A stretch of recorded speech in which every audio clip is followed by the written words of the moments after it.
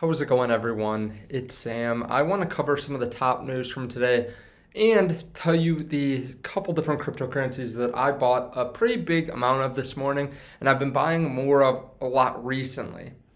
Now, with that in mind, if you guys don't mind hitting the like button and hitting the subscribe button, I really do appreciate that. There is a link underneath the video to BlockFi to get an interest rate on your cryptocurrencies up to 9.5%, and they'll give you $250 worth of bonus when you sign up and start depositing.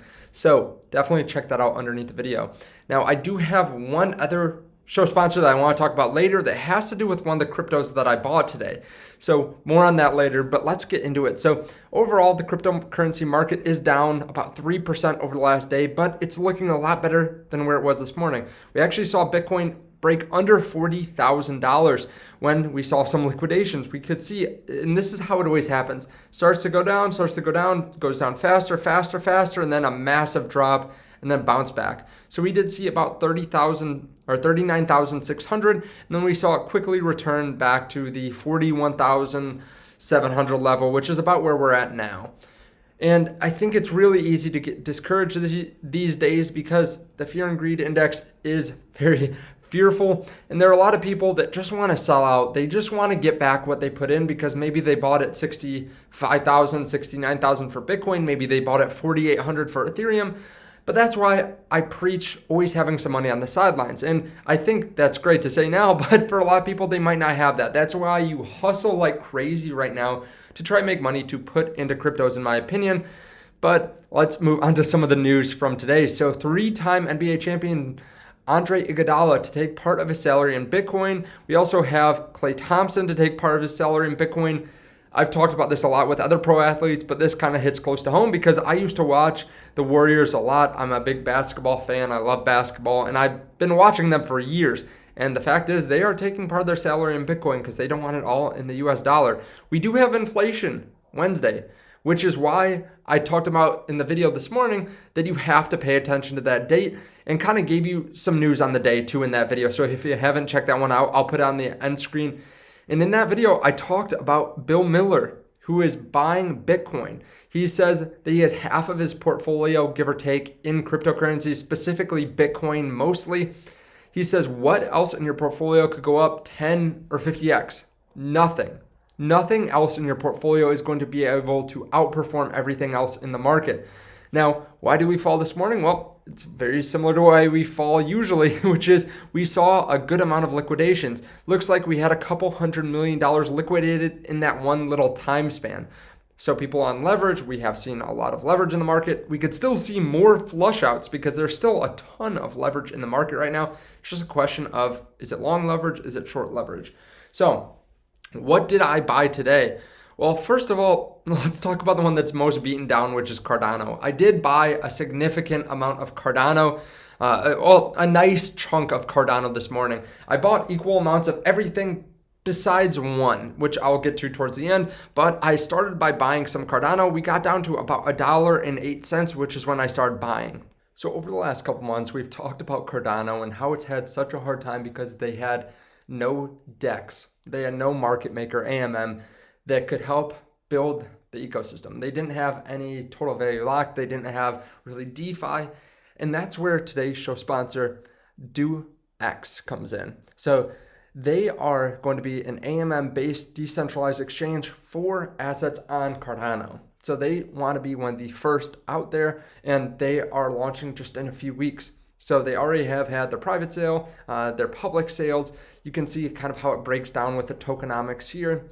But they are pretty exciting. They're fully doxed, and they have their testnet, like I said, launching the first week of February, just a few weeks from now. They have the official mainnet planned for the 25th of February. Now, they are listed a few different places really recently, such as X Markets, and then also over on ADAX, and you can stake over on kick.io. They have been moving up in price a good amount, but they are still a small market cap. When you compare this to some of the other DEXs, some of the main DEXs on some of these layer ones, this is still very small. So I will put a link down to their socials underneath the video in case you want to check them out. You can check them out on Twitter or on their website. And thank you to DOEX for being a partner of the channel. Now, I also bought some Solana You know, it's right next to Cardano. I bought it right around $1 or $130, I believe. And I just need to keep on adding to this bag. It is, I think, the best layer one platform, a layer one scaled solution for people to use out there.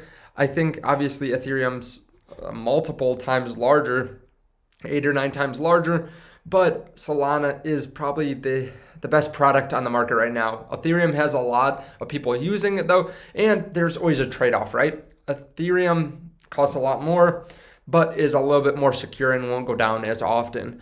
With that in mind, I also bought Ethereum. So I like these layer ones. I think they provide a lot of safety compared to some of the smaller caps. And I did buy some more Ethereum, about the same as I bought ADA and I bought Solana. I also bought some more Polkadot. This one's been beaten down, but at $21, $22, can't say no to that. They do give that nice 12% interest too.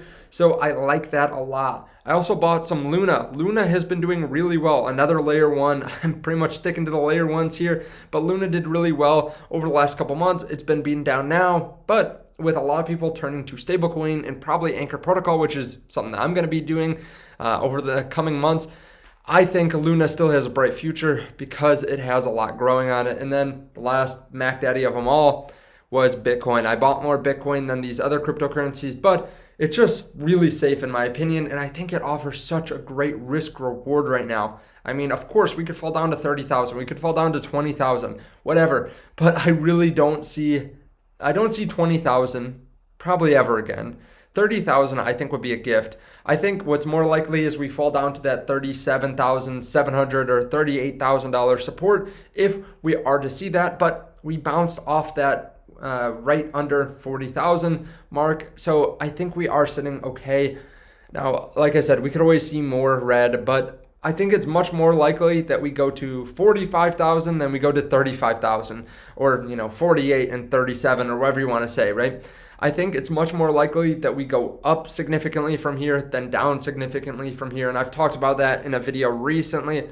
I talked about why now is a great time to buy crypto. And I said in the video, it's not specifically like this very moment because we could see a drop.